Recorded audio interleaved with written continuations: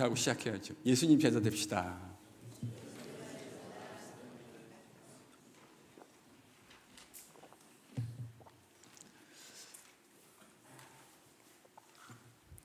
제가 예수님 믿고 나서 그런 생각한 적이 있습니다. 예수님 믿으면 이제 내 인생에 고난은 없겠구나. 꽃길을 걸어가겠구나 하는 철없는 생각을 했던 적이 있습니다. 근데 막상 살아가다 보니까 예수님을 믿더라도 하나님께서 우리의 삶에 고난을 제하여 주시는 것이 아니다 하는 것을 깨닫게 되었어요. 오늘 여러분과 고난에 대한 이야기를 좀 묵상해 보고자 합니다. 특별히 요셉이 고난의 지극히 어두운 터널 한가운데를 지나가고 있는데 그 속에서 하나님 백성이 무엇을 묵상해야 되는가, 여러분과 함께 같이 묵상해 보도록 하겠습니다. 요셉은 보디발의 집에 있는 감옥 안에 2년이 넘도록 갇혀 있었습니다. 그런데 창세기 40장을 보면 그 세월 동안, 2년이 넘는 세월 동안 일어난 일에 대해서 우리에게 하나도 알려주지 않아요. 어떤 일이 있었는가, 그 감옥에서 어떤 일이 있었는가에 대해서는 하나도 알려주지 않는데 딱 한 가지, 한 사건에만 우리의 관심을 집중하게 합니다. 그 내용이 무엇입니까? 꿈 이야기입니다. 꿈 이야기. 어느 날 그곳에 갇혀 있었던 2명의 관원이 각기 다른 꿈을 꾸었습니다.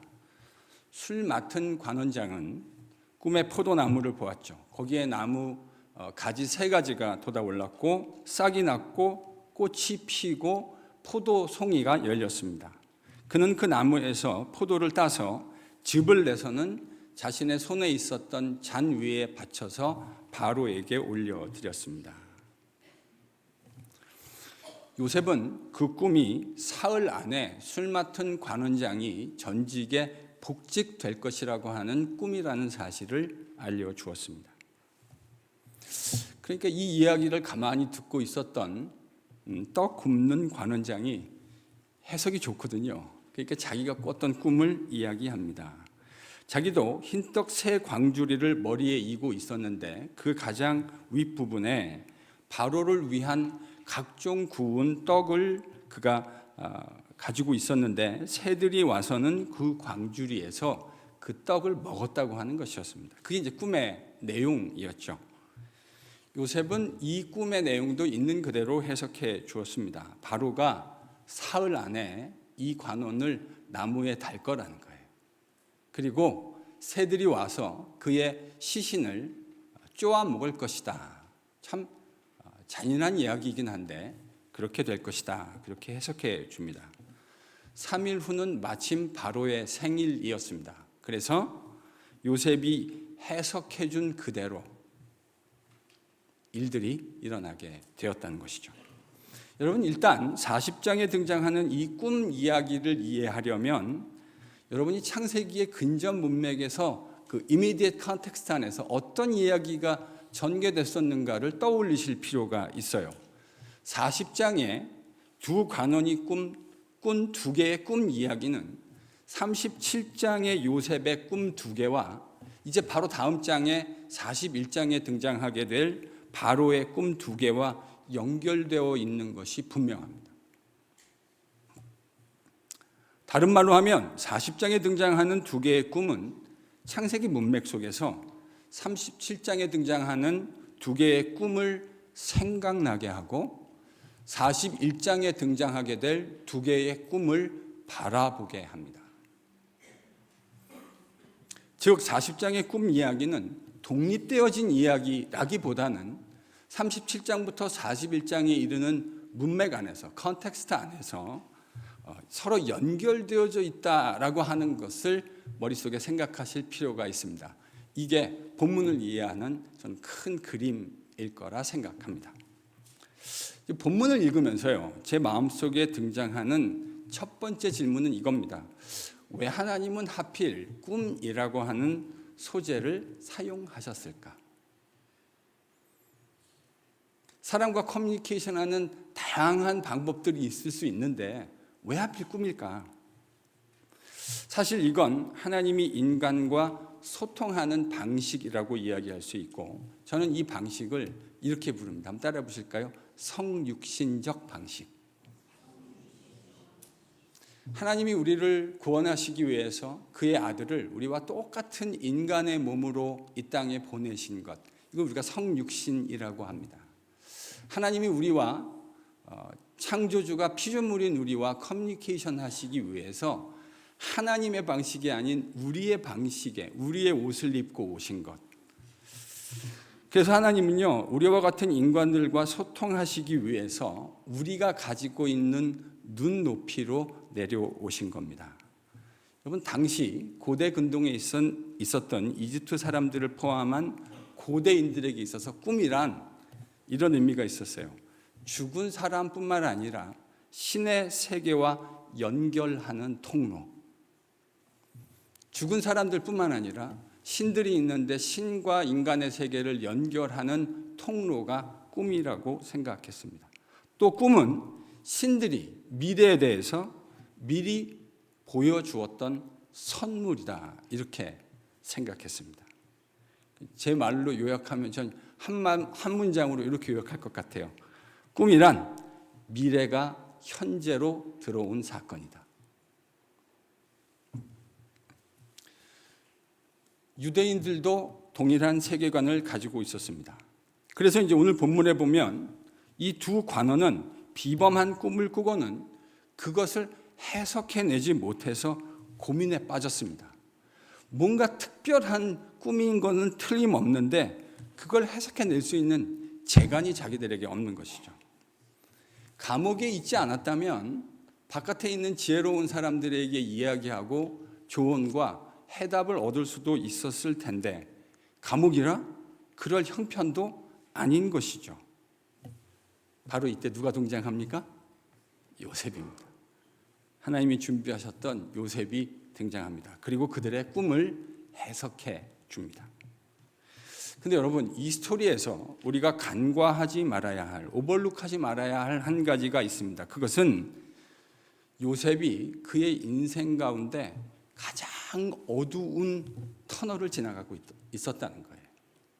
우리 살다 보면 인생의 어두운 터널을, 칠흑같이 어두운 밤을 지나갈 때가 있습니다. 아마도 요셉의 인생에서 가장 어두운 밤이었을 것이라고 저는 추측합니다. 왜 안 그랬겠습니까? 가나안에서 나름대로 명문가였습니다. 그 명문가에서 아버지의 모든 사랑을 독차지하는 12아들이 있었지만 그 중에 사실은 장자도 아니었는데 장자 취급을 받던 그런 아들이었습니다. 그런데 지금 이집트의 노예로 팔려와 있어요. 그것도 모자라서 성폭행범이라고 하는 추악한 누명을 쓰고 지금 바로의 감옥에 갇혀 있습니다. 좀 상상을 해보십시오. 이게 얼마나 기막힌 현실일지. 근데 여러분, 본문을 읽으면 요셉이 이런 어두운 시절을 지나가고 있다는 느낌을 받으세요? 어떠세요? 요셉이 그런 흔적이 보이세요? 전 잘 보이지 않아요. 근데 이게 제 느낌적인 느낌이면 곤란하고 진짜 그런가를 생각해 보셔야 하는데, 여러분 5절에서 7절을 눈을 크게 뜨고 잘 묵상해 보시면 요셉이 그렇게 어두워 보이지 않는다라는 힌트를 얻을 수 있는 구절이 있습니다. 여러분 5절에서 7절 같이 한번 읽어볼게요. 같이 읽습니다. 한번 찾아보세요. 눈을 크게 뜨고 시작.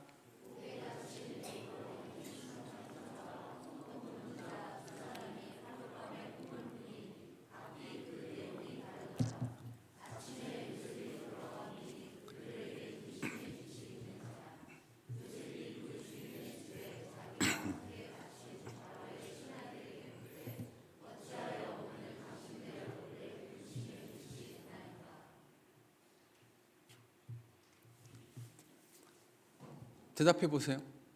요셉이 그렇게 어두워 보이지 않다라고 하는 것이 그 느낌이 아니라 본문을 가지고 여러분이 추론을 한번 해보세요. 뭘 가지고 그렇게 생각해 볼 수 있을까요? 예, 우리 제자훈련반 수준이 이 정도입니다. 예. 본문을요 계속 여러 가지를 자꾸 연습하다 보면 발전이 되어지잖아요. 정말 세상의 이치가 그런 거예요. 근데 말씀을 잘 묵상하다 보면요, 말씀을 바라보는 통찰력과 깊이가 깊어지지 않을 수가 없어요. 지금 요셉이 감옥 안에서 누구를 케어하고 있습니까? 케어가 어디서 어디로 가고 있는지 한번 잘 관찰해 보세요. 누가 누구를 케어하고 있는 겁니까? 요셉이 그 두 관원들을 케어하고 있습니다. 제가 경험적으로 깨달은 게 있어요. 여러분, 아픈 사람은 다른 사람을 케어하지 못합니다. 자기가 영적으로 병들어 있거나 미숙한 사람은 다른 사람을 케어할 수 없어요. 케어는 성숙한 자의 몫이고 케어는 건강한 자의 몫입니다. 틀림없지 않습니까? 여러분, 여러분 이 가운데 어린 아이들을 키우시는 분이 있고 키우셨던 분들이 계실 거예요. 아이들이 엄마 케어해 주는 거 봤습니까? 누가 누구 케어하죠? 엄마가 어린 아이들을 케어합니다. 성숙한 자가, 건강한 자가 미숙하고 연약한 자를 케어해 주는 거죠. 저는 이 본문을 보면서요, 요셉이 매우 침울하고 어두운 밤을 터널을 지나가고 있었지만 그가 비교적 건강한 모습으로 지나가고 있다라는 흔적을 이 한 구절에서 발견하게 됩니다. 한국말로 이런 말 있잖아요. 내 코가 석자다. 이 터널 안에서요, 자기 연민에 빠져 있고 자기의 그 삶의 무게에 짓눌려 있는 사람은 옆에 있는 다른 사람이 없어서가 아니라 있는데도 느껴지지 않고 보이지 않아요. 근데 요셉은 지금 누구를 보고 있죠? 옆에 있는 관원들을 돌보고 있어요. 그들을 케어하고 있어요. 뭘 말하는 걸까요? 요셉이 영적으로 비교적 건강한 시기를 지나가고 있었다고 하는 저는 반증일 거라고 생각합니다. 자, 그럼 중요한 질문이 이거예요. 요셉은 도대체 이 기막힌 상황을 지나가고 있는데 우리 중 상당수는 만약에 이런 상황이 주어졌으면 자기의 신세, 내가 어쩌다가 이런 상황이 됐는가를 한탄하고, 어떤 분들은 어쩌면 그런 상황을 허락하신 하나님을 향해서 끝도 없는 원망들을 쏟아낼 수도 있었을 거예요. 근데 요셉이 왜 그러지 않을 수 있었을까? 어떻게 이런 칠흑 같은 인생의 고난을 지나가면서 그는 이렇게 영적으로 건강할 수 있었을까? 여러분, 그 답이 8절에 있습니다. 8절, 본문 8절입니다. 같이 읽겠습니다. 시작.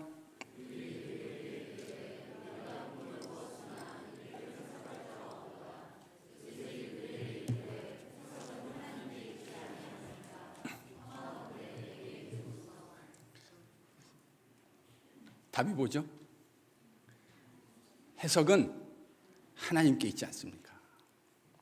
이 말은요, 요셉이 자신이 겪고 있는 그 어두움도 복음, 성경의 해석학을 가지고 해석해낼 수 있는 능력을 이미 장착하고 있었다, 가지고 있었다는 것을 의미합니다. 8절에서 두 관원이 꿈을 꾸고 고민에 빠져 있는데 요셉이 그들을 향해 이렇게 말합니다. 해석은 하나님께 있지 않습니까? 여러분, 이 다음 장면, 우리가 다음 주에 보게 될 바로의 두 개의 꿈이 또 등장하게 되는데요, 이 장면에서도 요셉은 해석이 하나님께 있지 않습니까? 라고 똑같은 이야기를 합니다. 여러분, 이 두 개의 이야기에서 저는 추론해낼 수 있는 것이 한 가지 있다고 생각합니다. 제가 아까 그랬잖아요. 37장과 40장과 41장의 꿈들은 다 연결되어져 있는 것인데 40장과 41장에서 해석은 하나님께 있는 거 아닙니까? 라고 요셉이 힘을 주어서 확신을 차서 이야기했다고 한다면 이것으로부터 추론해낼 수 있는 것이 무엇이 있을까요? 요셉은요, 37장에 자기가 꾸었던 꿈에 대해서도 이미 해석을 가지고 있었다는 결론을 저는 추론낼 수 있다고 생각해요. 만약에 자기가 해석이 하나님께 있다고 하는, 꿈의 해석이 하나님께 있다고 하는 것을 확시 가운데 가지고 있지 못했다고 한다면 40장에서 41장에서 거듭 어떻게 그 해석이 하나님께 있다라는 이야기를 할 수 있었을까요? 자기에게 주어지지 않은 것을 가지고 그렇게 확신 있게 얘기할 수 있는 사람은 없어요. 그러니 40장, 41장에서 해석은 하나님께 있다고 요셉이 확신 가운데 이야기했다고 하는 것은 37장의 그 꿈의 해석도 요셉이 이미 하나님으로부터 가지고 있었다고 생각하는 것이 저는 매우 합리적이라고 생각합니다. 37장, 40장, 41장 속에서 생각해 보셔야 해요. 요셉은 지금 자기가 겪고 있는, 그리고 앞으로 겪게 될 그 일들 속에 꿈을 하나님께서 주셨을 뿐만 아니라 해석한다고 이야기하고 있는데, 그것은 자신이 37장에서 이미 꾸었던 그 두 가지의 기가 막혔던 꿈, 그 꿈에 대한 해석도 이미 하나님이 그에게 허락하셨다는 것을 시사합니다.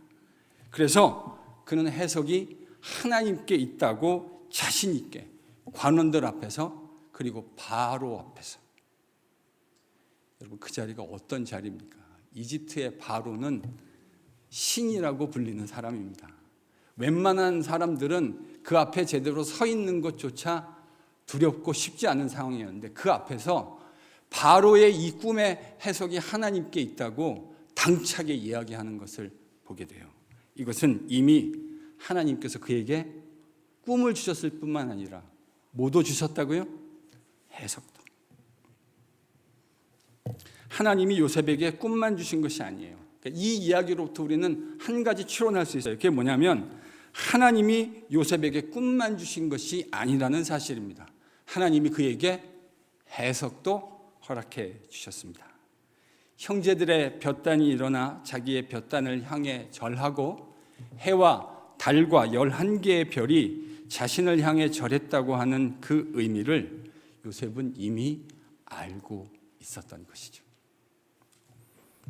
과정은 어둡고 매우 절망적이었습니다. 그러나 요셉은 이 일의 결국이, 이 일의 엔딩이 어떻게 될지를 알고 있었던 겁니다.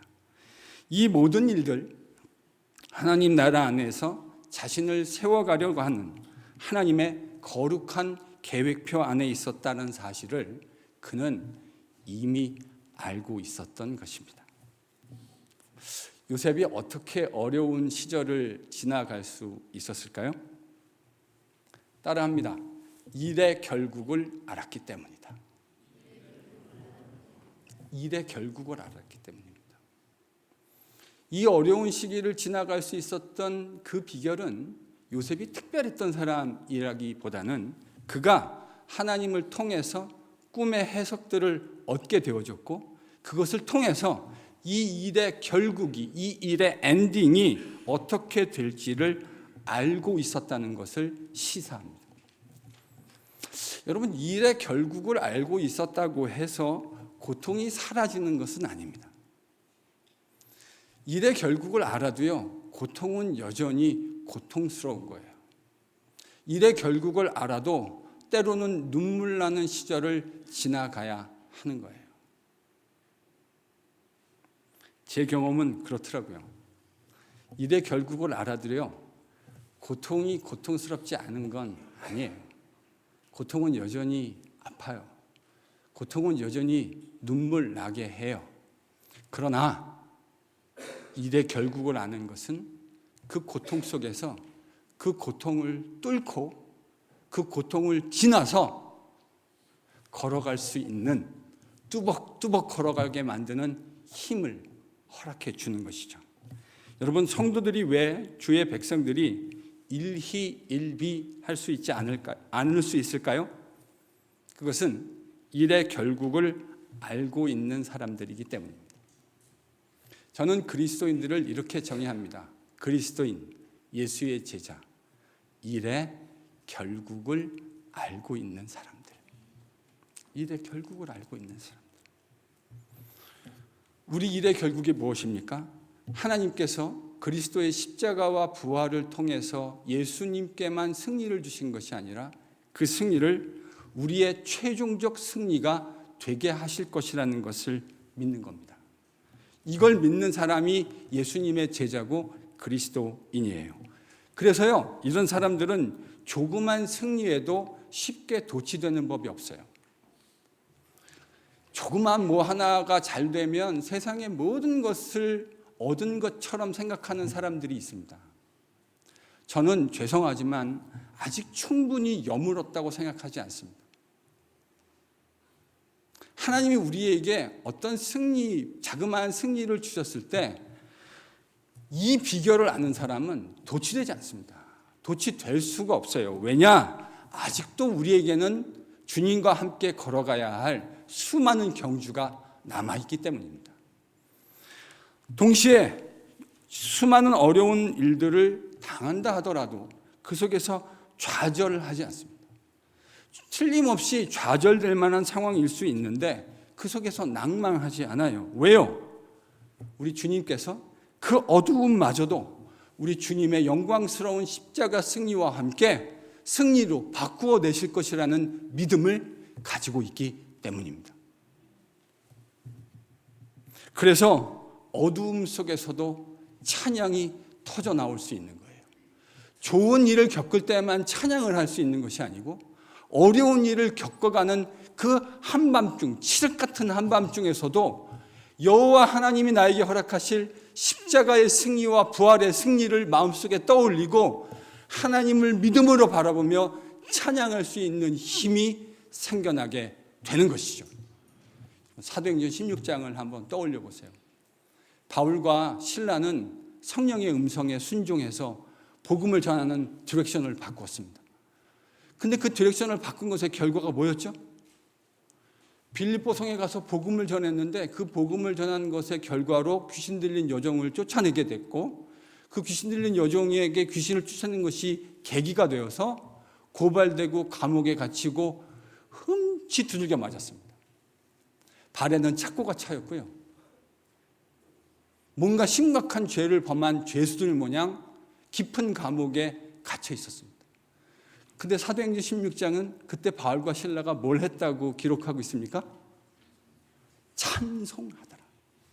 여러분, 깊은 어두움 속에서 절망하는 사람의 입에서 절대로 나올 수 없는 것이 저는 찬송이라고 생각해요. 깊은 어두움을 지나갈 때 영혼의 깊은 흑암 속에서 거기에 침잠하고 완전히 매몰되어 있는 사람의 입에서는 나올 수 없는 것이 하나 있어요. 그게 뭔지 아세요? 찬송입니다. 찬송은 비록 깊은 어두움을 통과하고 있다 하더라도 그 속에서 나에게 최종적인 승리를 허락하실 하나님에 대한 신뢰와 믿음을 가지고 있는 사람의 입에서만 나올 수 있는 게 찬송이에요. 지금 바울과 실라가 그 감옥 깊은 곳에서 찬송했다고 하는 건 그건 그들이 비록 어두움 속에 거하고 있기는 했지만 그 어두움이 그들을 삼킬 수 없었다는 것을 의미하고 그래서 그 깊은 어두움 속에서도 그들은 그들의 마음속에 찬양이 터져 나올 수 있게 된 겁니다. 믿으실 수 있는 내가 임하기를 바랍니다. 두 관원의 꿈을 해석해 주는 이 요셉의 이야기를 통해서 우리가 배울 수 있는 게 뭘까? 저는 일의 결국을 아는 것이 일의 그 엔딩이 어떤 것인지를 아는 것이 우리의 삶을 참 건강하게 하고 경건하게 하는 데 있어서 매우 필수적인 일이다 하는 사실을 묵상하게 됩니다. 뭐가 중요하다고요? 일의 결국이 어떤 것인지를 아는 것이 나에게 주어진 그 하루의 일상을 사는 데 있어서 얼마나 중요한 것인가를 깨닫게 돼요.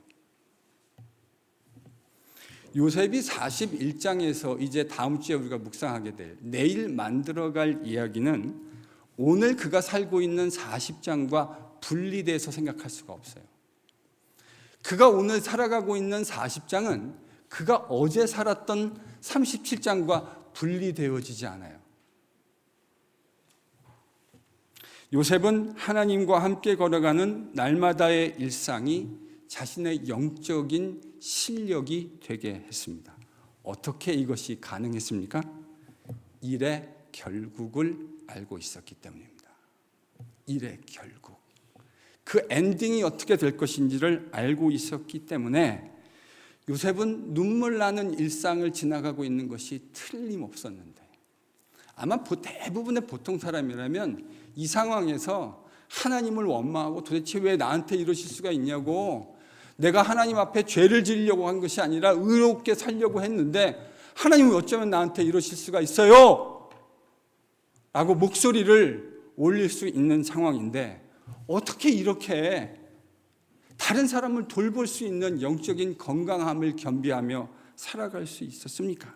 그것은 일의 결국을 알고 있었기 때문입니다.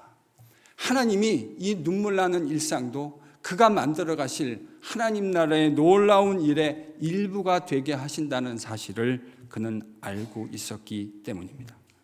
그랬더니 40장에서도요, 아브라함의 후손에게 하나님이 기대하셨던 것, 아브라함에게 뭘 약속하셨죠? 너와 내 자손을 통해 천하 열국이 복을 받게 될 것이다.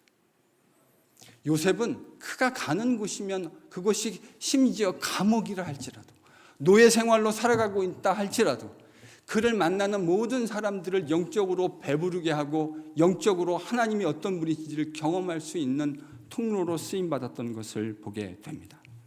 그리고요, 이 궁극적인 요셉의 실력이, 영적인 실력을 활용하셔서 하나님은 41장에서 마침내 이제 요셉이 바로의 황궁으로 들어가는 게 얼마 안 남았어요.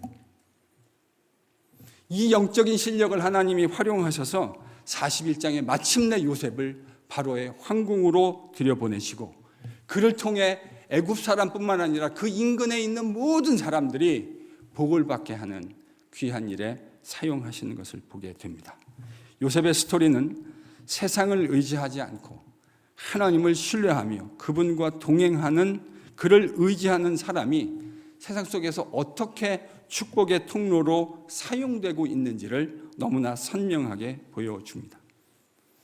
일의 결국을 알게 된 요셉, 일상을 그가 보여주었던 특유의 성실함으로 감당합니다.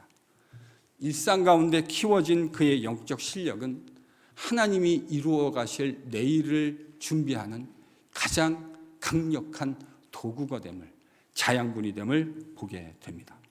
이렇게 하루하루 주어진 일들, 하나님 앞에서 이루어가는 경건한 일상이야말로 하나님이 우리를 사용하시는 최상의 방법이 된다는 사실에 눈이 떠지는 저와 여러분이 될 수 있기를 축복합니다. 하나님을 감동시키기 위해서 특별한 일을 하실 필요가 없습니다. 제가 이 영적인 비밀을 깨닫고 난 다음에 얼마나 자유로워졌는지 몰라요. 하나님을 만족시키고 그분을 기쁘시게 해드리기 위해서 우리는 뭔가 특별한 일들을 계획하거나 해야 할 필요가 없어요. 하나님이 이루어 가실 내일이 오늘 우리가 살아가는 오늘과 연관되어 있다는 사실을 깨달으면 돼요. 하나님이 이루실 그의 놀라운 내일의 일들이 오늘 내가 살아가는 오늘의 일과 직접적으로 연결되어 있다는 영적 통찰력이 우리 안에 새로워져야 할 거라고 저는 믿습니다. 하나님이요, 만들어 가실 새로운 세상의 아름다운 일들은 내일 그가 새롭게 시작하시는 일이 아니에요. 이미 오늘 우리의 삶 속에서 하나님이 이미 시작하신 일들이에요. 여러분, 이걸 바라보는 게 영적 통찰력을 가지는 거예요.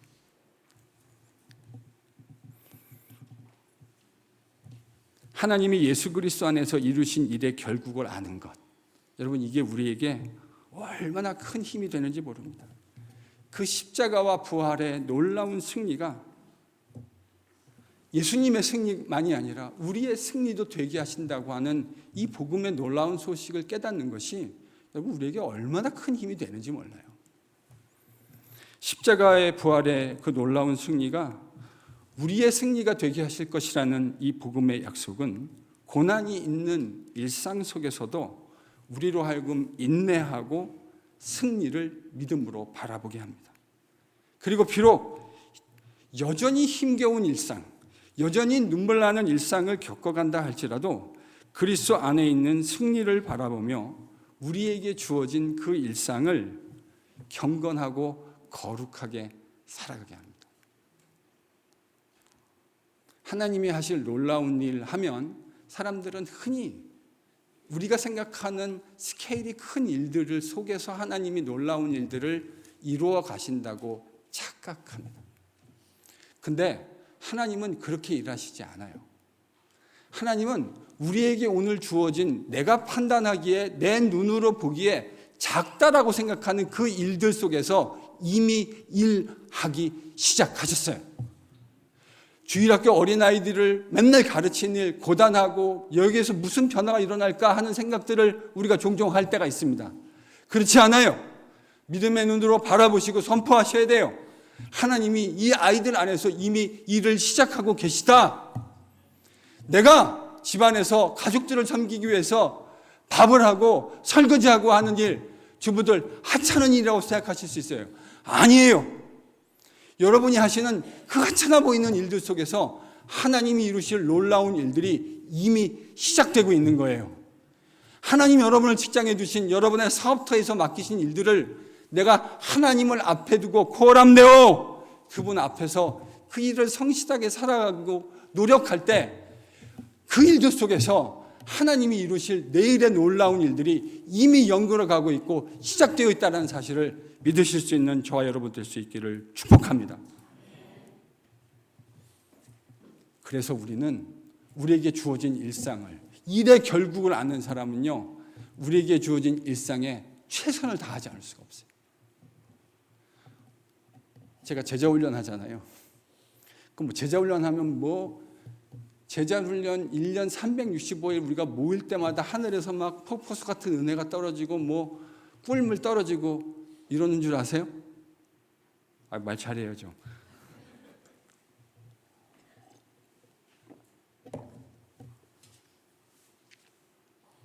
떨어지고 있는지 몰라요. 근데 우리는 미련해서 그걸 다 볼 수 없다라는 게 문제예요.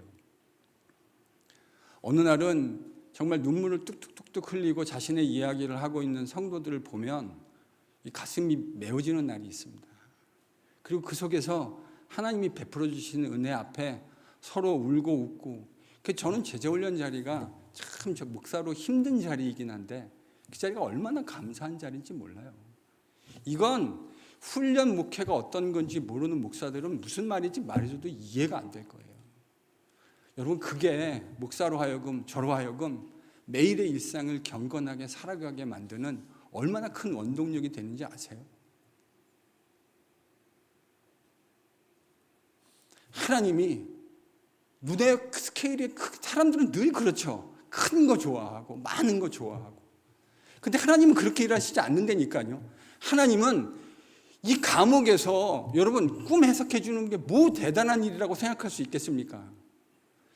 근데요, 이렇게 살아가는 작아 보이는 일상에 성실하게 하나님 나라를 바라보고 걸어가는 사람들을 통해서 저는 하나님이 일하신다는 사실을 성경에서 너무나 많이 배웠어요. 말씀을 정리합니다. 요셉은 궁극적으로 하나님이 허락하실 승리를 믿었던 겁니다. 그래서 온갖 어려움과 좌절되는 상황 속에서도 신실한 모습으로 늘 한결같이 살아갈 수 있었던 겁니다. 여러분, 한결같이 사는 것이 실력입니다. 한결같이 패역하게 말고 한결같이 신실하게 살아가는 게 능력이에요. 그런 축복이 저와 여러분에게 임할 수 있기를 바랍니다. 옆에 분에 한번 건면해 주실래요? 한결같이 신실하세요. 한결같이 신실하십시오. 그 능력이 그리스도 예수 십자가와 부활의 승리를 하나님이 우리의 승리가 되게 하실 것이라는 이 복음의 약속에 기반해 있다는 사실을 떠올려내실 수 있기를 바랍니다. 이걸 기억해내면요, 어떤 상황을 지나가도 좌절하지 않을 수 있습니다. 여전히 눈물 납니다. 여전히 가슴속에 어려움들을 겪어갑니다. 그러나 그 속에서도 하나님이 허락하실 승리를 바라보기 때문에 그것을 기대하고 그 고난을 뚫고 지나갈 수 있게 되는 거예요. 여러분 가운데에도 지금 이 순간에도 말로 표현하기 힘든 고난을 지나가는 분들이 이 자리에 앉아 계실 수 있습니다. 우리 교회 성도들 가운데 말로 형용하기 어려운 고난을 지나가는 성도들이 계세요. 근데 우리가 어떻게 온갖 예기치 못한 어려움들 속에서 좌절하지 않고 승리할 수 있습니까? 예수 그리스도 안에 있는 십자가와 부활의 승리를 믿기 때문입니다. 예수 그리스도의 십자가와 부활의 승리, 하나님이 그 승리를 우리의 승리가 되게 할 것이라는 사실을 믿음으로 인정하기 때문입니다.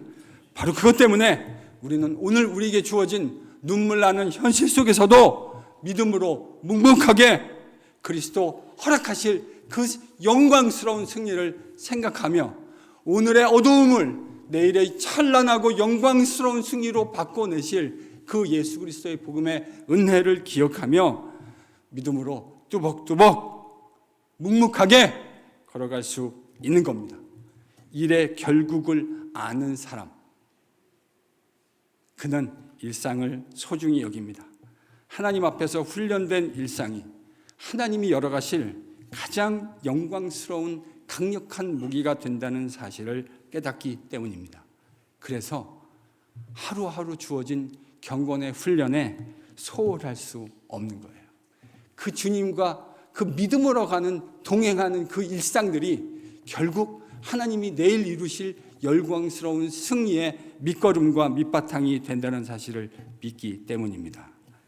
하나님은 우리 같은 연약한 인간과 협의하거나 컨설팅하지 아니하시고 그분의 놀라운 일들을 지금도 얼마든지 이루실 수 있는 분입니다.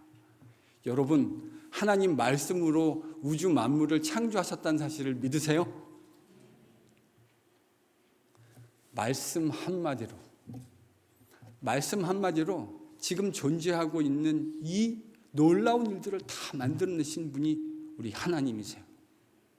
근데요, 그분은 지금도 그러니까 그런 능력이 있으신 분이죠. 그러나 하나님은 우리 같은 연약한 사람들이 그분께 온전히 바쳐드리는 일상의 그 예배를 통해 지금도 영광 받으시기를 즐거워하십니다. 우리를 그분이 행하실 놀라운 일의 파트너로 일상 속에서 매일같이 부르고 계십니다. 날씨가 선선해졌죠? 밤에 좀 춥더라고요. 이제는요. 천고마비, 하늘은 높고 말도 살찌는 세상이 되었는데 우리의 영혼도 주님과 동행하는 이 일들을 통해 주님이 동행하실 때 느낄 수 있는, 제가 참 좋아하는 표현인데요, 영적인 포만감, 주님과 함께 걸어가는 그 영적인 포만감이 무엇인지 여러분 깊이 깨달으실 수 있기를 소망합니다. 교회가 제공하는 여러 가지 훈련 프로그램들이 있습니다. 금요 찬양 집회도 있고요. 그건 나하고는 관계없어요. 좀 이러시지 않으셨으면 좋겠어요. 그건 나는 안 가도 되는 거야. 그렇게 생각 마시고요. 내가 가서 어떤 영적인 유익을 얻을 수 있을까? 저는 여러분들이 많은 영적인 유익을 얻으실 수 있기를 바랍니다. 아멘 안 하는 거 보니까 안 오실 요량이군요. 교회의 말씀과 예배와 다양한 훈련의 자리들이 있습니다. 그 자리들을 여러분의 영적인 유익과 성장을 위해서, 주님과 함께 동행하는 그 일을 위해서 적극적으로 활용하실 수 있기를 바랍니다. 그게 다는 아니지만 그것이 여러분들에게 참 유익하겠다 하는 저는 생각을 목사로서 정말 합니다. 우리 KPC 이 깊어가는 가을, 우리의 영적인 실력들도 깊어가는 가을만큼이나 무르익어가고 또 새로워질 수 있는 내가 임할 수 있었으면 참 좋겠습니다.